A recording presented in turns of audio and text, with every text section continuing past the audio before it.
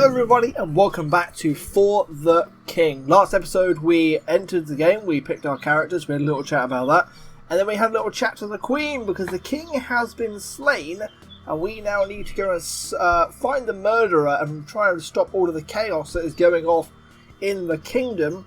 We are currently on our first quest towards Woodsmoke. Last episode we picked up one of these Sanctums of Wisdom. We're actually going to go to the Sanctum of Wealth this time with Vila. We are with Vila and it's her turn to move. So we're just going to wander her up to the Sanctum of Wealth. Because again, it gives us some extra bonuses. That 25 or 20% gold multiplier. I can't read. As well as that little health bonus thing as where if we die in a combat we won't actually die. It just takes this instead. Which is a lovely little boost to have. And then we're going to continue our little walk to Woodsmoke. You only need one character to get there, so we don't actually have to do it. Meaning that I'm going to select Seymour and I'm going to wander him down here. I'm going to have a little bit of a gamble because you can run into enemies when you're off on your own. It's a little bit dangerous. We're just going to pick up this tribute, which is a bonus of XP and also fully focuses him. And we're going to start wandering him back towards Woodsmoke as well so we can collect as a group. And for this, I'm just going to take on the Beast Raider. I could walk around him very easily, but this is a nice little 2v1. We can handle that quite easily. We're not going to ambush because, as you can see, we've got 42% chance of failure. We're not going to sneak either because T-Davy is not exactly the sneakiest of boys. So we are going to take on the Beastman Raider in a nice little 2v1. And that is a terrible, terrible roll there, game. Thank you very much for that one. Vila pretty much whiffs her shot, but luckily T-Davy dodges the Beastman Raider's big old attack, meaning we can now do a good smash damage with the hammer. That is a full load of damage plus a critical, meaning he is out of the game. Like how the bones just pop all over the place. I haven't spoken about the animations in this game. It is quite cool.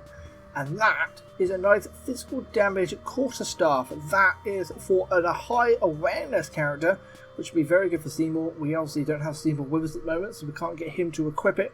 So we're just going to collect it and give it to him in a second.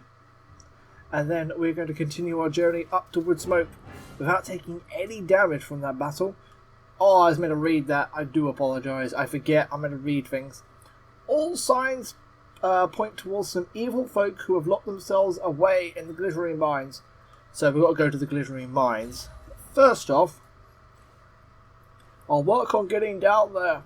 In the meantime, a strange contraption has been spotted. Go investigate it. Solve the cult device in the Guardian Forest. I'll try and put a little bit of voice to each character so you can know which character is talking. This is Hildebert. And some angry folk in fancy robes have made themselves right at home. Best prepare for a good fight. We have to go kill the Chaos Leader, which is over there in the Guardian Forest. So we're just going to have now a little think about what we want to go, because we have 3 objectives on this right hand side, or 2 objectives on this right hand side, and then we've got to go to the mine. And we also still have this side quest very quickly, as we have a little bit more cash now. We're up to 15 cash. I'm going to walk Vila into here. We're going to go to the quest board because there should be some more quests for us, which is excellent. We can get this sword. Now, looking at this, you're like, oh, this is great. You should really go and get this. It's a bit of a trick, though. This is very, very handy, but it's not exactly stunning because it has this perk here, breakable, which means it will break if you have a 0 roll. So it only has 1 roll slot, meaning if you roll a 0, it is going to break. You also cannot use focus points to make sure that you get 100% roll in this. So it's an okay item, but really it's probably not something that we're actually that interested in. This one over here for a little bit of party XP, very, very handy. Just going to go do that. We could do with the gold, but I'm just going to go with that. We don't need to produce chaos yet, and Seymour is already there, so we can get him to wander that way. As we come up, we are looking at going over towards this guy. He is a level 1. So we've got 16 rounds to get over to there to kill this Seymour guy and then get back to kill this guy in time. Otherwise we miss out on this quest, which means we've just effectively wasted a quest in here. And we could do with getting this cult device looked at as well in between there. So we're going to start off our journey just by heading to the right and slowly heading towards the Chaos Leader. So that is what we're going to do. We're going to get him to go this way. That's a nice day as well. And we've just found a pool. You have stumbled across an alluring pool. They allow you to teleport from different realms very easily. So there's a one in every single area. So you can just teleport around, saving you some movement. We are going to get Seymour to go to this sanctum. Oh, see, this is the trouble. Level 2s, and they are just ambushed us in a situation where we don't want to be engaged in this fight. So we're not even going to risk it at all. We're going to use 2 focus points to get 100% sneak to make sure that we sneak straight past these guys, because otherwise Seymour will be in a lot of trouble. That is 5 XP to the party, meaning that T. Davy has leveled up, which is very, very nice. And we can continue on our journey with Seymour as he slowly wanders towards the group to catch up. Now, T. Davy has a turn. We have a hag in the way, so we might just pop down and take on this hag if we can, just to get her out of the way of Seymour. It's going to fight her, no need for an ambush. T. Davy cannot do that damage. We don't want to wait for Seymour for his turn to be. That'd be a waste of a turn. Only 2 damage from Seymour because he had a bad roll, but hopefully a good smash. We're going to leave the hag with 1 health, meaning she can do damage. You can see by here, they do have shock, freeze, and immunity, which is not exactly which means you can do some things. You have made Seymour blind. Wonderful for that. Yes, that is now lowered his awareness stat, which means he is now ruined because this is his main stat. Hopefully he can get a hit off. Weird. He got a better roll blind than he did with the sight. Very easy. Share and that. As the chaos is slowly coming across the timeline, as you can see. Light blue represents daytime and purple represents nighttime. And every single time you get a chaos comes across your bar and make it to this side, it then adds on to the chaos level. Every single time you get an extra chaos level, it then increases the health of the what is it called? It increases the health of all of the enemies in the area by about 5%, I think. This is pretty much a lucky dip, isn't it? We can gain an item, we can lose a belt item, we can lose a pack item, or nothing. We're just going to have a little gamble. There's nothing wrong with that. And we have just gained 1 item with a perfect roll. A magic, a talent, should I say, a high talent barbat, which is not exactly ideal for us because no one is in that, that way. It's saying that Seymour is blind at the moment, so we could put this on Seymour and he'd be more effective with it. Also, Vila isn't dreadful with these, so something to have. We're just going to collect it and put it in our inventory, and then we will continue on our nice day. 2 more movement from the nice day as well. So we're going to wander up and set up for attack on this Beastman Warrior. We will pause Vila right there. She can wait up as we get Seymour in position. That's a 5 roll, and he also has the 6 because he has the little extra bonus from one of the things as well, meaning we can go all the way in to the attack. I think it's going to pick up this hag. Oh, we have found a dead adventurer. We have found the remains of an unlucky adventurer. Let's see what we can get off this guy. A little bit of gold, we'll take the gold, and a rogue's brew, which will add 2 to your evasion stat. Your evasion stat is this one down here, 21 on Seymour at the moment, 15 on Vila, and 9 on T. Davy because he is the tank. He can't exactly evade fights, he has to soak up the damage. Seymour is a little bit of like a little bit squishy with him and Vila's got a low vitality stat. You definitely want to be getting their evasion as high as you can because every time they can dodge an attack, they're not going to be taking that damage. That is very important in the later game where the fights can get pretty juicy, where you can get 2-shot if you're not careful. We'll also have one of these golden roots which replenishes your focus, which is also pretty handy to have. And we might just ambush this guy with Seymour. He's got low focus at the moment though, well, low awareness at the moment because he is blind. So we're going to have to use 1 focus point and gamble. Oh, that is a failure, meaning the Beastman is going to go first, as well as the Hag is going to be in the fight. That is an attack for 4 damage from the Beastman, who has that 2 armor stat. So question is, do we go for ignoring the Garber and try and take this Beastman out and hope Vila can finish him off? Let's have a little dig. See, he's blocked that because that roll was only 2 damage, meaning he's going to soak that up. Now, we cannot kill this Beastman in this turn. He's going to attack anyway. What we can do is we can try and wipe the hag out, and that is what we're going to do. So we're going to try and hit the hag to soften her up, meaning she will then be killable in the next attack. That is an attack on Vila for 4 damage. Plenty of health to deal with at the moment. And I could have probably done like double damage. Then now we have the option to do a shockwave attack on the Beastman.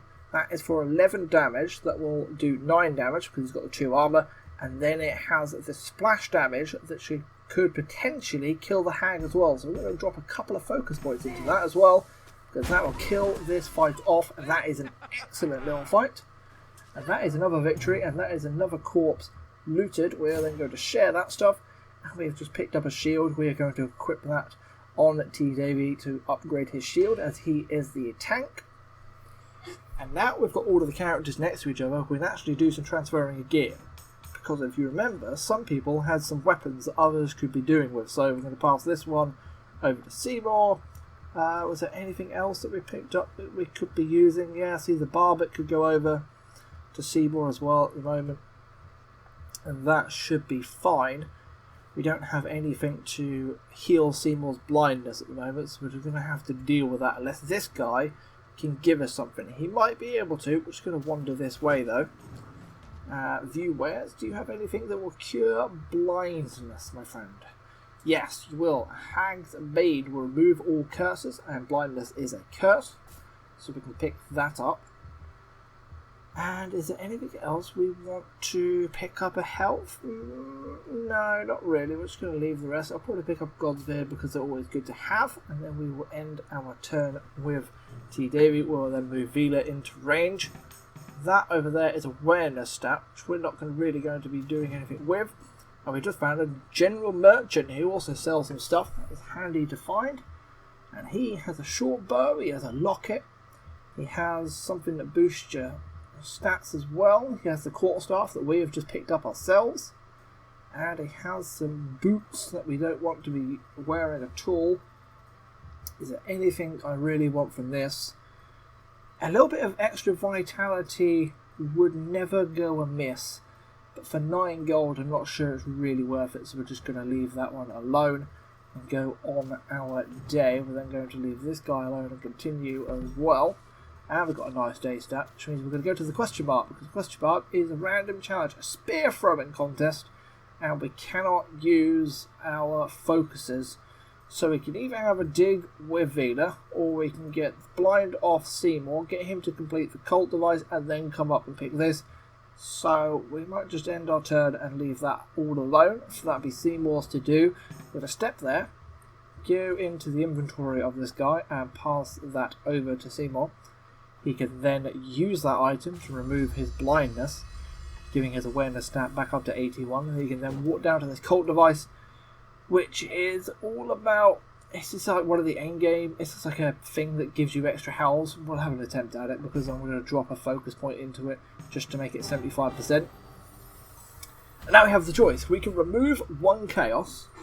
We can add 1 life. Our lives are already full, so there's no point in doing that. Or we can remove 1 scourge. There is not a scourge on the screen or on the timeline yet, so what we might do is, because that chaos is getting closer and closer and closer, we're just going to remove 1 chaos, and that will remove that chaos from the timeline. And Queen, the chaos has diminished. We have a chance. That is a terrible accent. Great work. They'll think twice about leaving their junk in my forest. Yeah, I do apologise for the voices. I really do. We are continuing on our way though, up this way. Oh, we found a dead Avenger, a journal. Let's have a little read. Dinner is hard to come by on a struggling juggler's income. I've been taken to begging for scraps from passerbyers but in these times of chaos, with very few travellers having the time or coin to spare, I have not the energy to move from the shade of this tree, and can only hope some kind soul crosses my path sooner rather than later. Later it was. Later it was. Click to continue on that one. And we are going to loot him because why not? We're going to get some talent and some extra luck and a little bit of resistance and an extra focus point, a max extra focus point for this character. So we're going to click that on Seymour and give him 5 focus points. Thank you very much. And I'm then going to move you to Autumn to have a little end that there. And I think we're going to end the episode there. Thank you very much for watching. This is For the King. Like I said in the first episode, this is currently on sale. Link will be in the description. If it is still on sale in time, just click the link and have a little check. If not, I think it's about $20 really. Like when it's full price. It's still a very, very good game. So by all means, go and check it out. Thank you very much for watching. I've been TDavid1. This is For the King. And as always, peace out.